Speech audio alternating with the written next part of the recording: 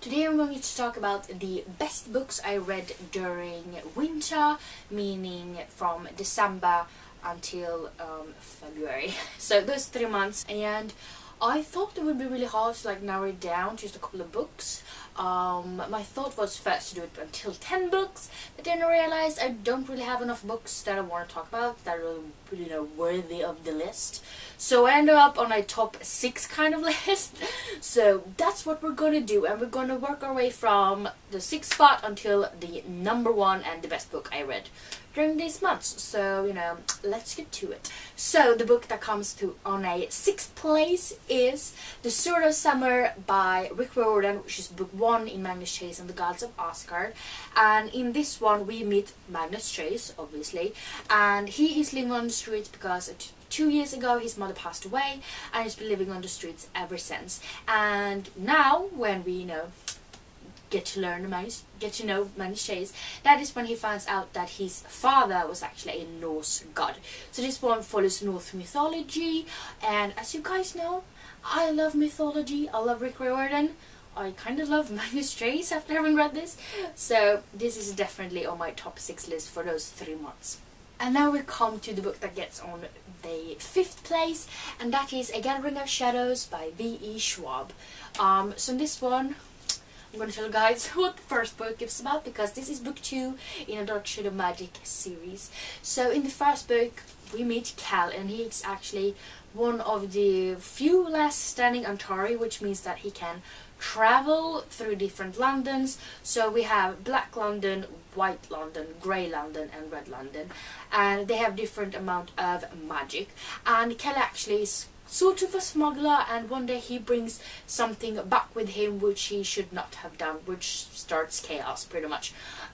So this is book 2, and I love the world building, I love the characters, I love the magic system that is flushed out even more, and I kind of love the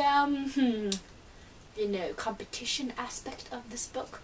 So it was definitely not a bad sequel. It was really good, and it kept up to the high standards, and I actually like this one a little bit better than the first book, so that's always good. Now we come to place number 4, which was actually one of the last books I read in February, which is suiting, I suppose, but that is Warcross by Mary Lou, and this was actually the first book I read by Mary Lou, so I'm definitely going to read more by her.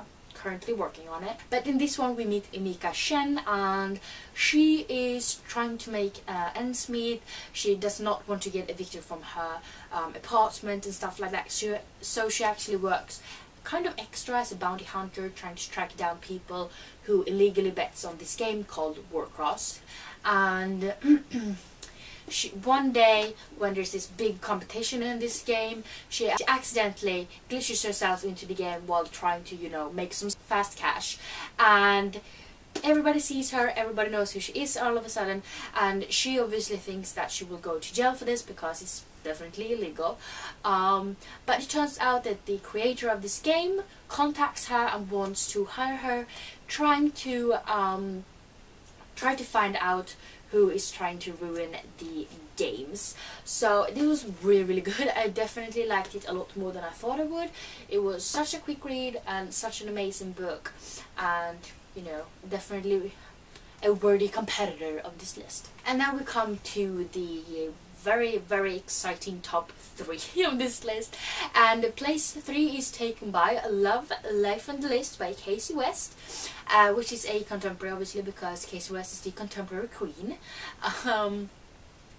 But in this one we meet Abby Turner, and she loves to paint and draw and stuff like that, and she actually works at this art museum, and at her work they're supposed to have this exhibit of different arts from different artists, and she wants to be a part of that really badly.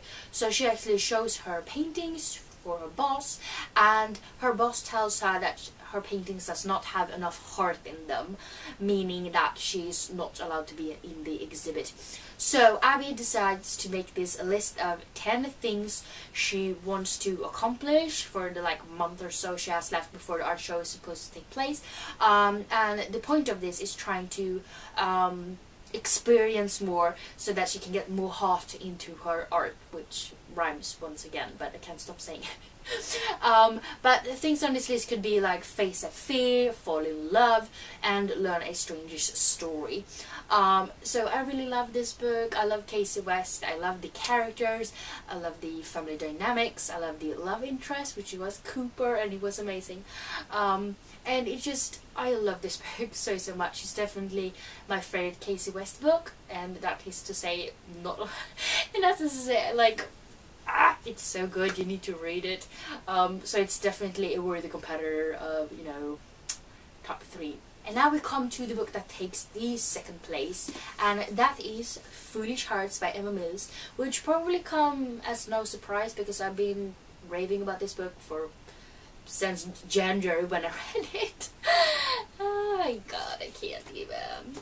But we meet Claudia in this book, and she accidentally has this really big breakup that is awful between these 2 girls named Iris and Paige. And Claudia tries to play it off like she didn't hear anything, but Iris does not believe that. And then Claudia and Iris are forced to work together at the school play for A Midsummer Night's Dream by William Shakespeare, and they do not really get along. But while on this set for the school play, Claudia meets Gideon. I meet this guy named Gideon, and he's hilarious, he's cute, he's talented. We like him a lot. So this is a very nerdy book filled with, you know, A Midsummer Night's Dream. There's this computer game that they play constantly. We have amazing family dynamics. We have Claudia and her relationship with her best friend Zoe, and her relationship with her brother, and also, you know, the kind of weird-ish kind of teamwork that she does together with Iris, because they have to. And you know, it's so much character development in this book, and you can't help but love it. So check it out. And then we've come to the winner of this list, and if you can see where the big hole is, then maybe you can figure out which book it is. Maybe? No? Okay, then I'll tell you guys. But it is Renegades by Marissa Meyer, and this is huge. But I flew through this so freaking quickly. So once again, I love superpowers. There's superpowers in this book, and it's amazeballs. That's a weird word, but it's a true word. But in this one we meet Nova, and she wants to take down the Renegades, and the Renegades kind of rule the city, trying to make everyone, you know, keep order and everything like that. But Nova hates the Renegades for actually very good reasons, I would say. But she hates them, she wants them away from power, and she tries to take them down.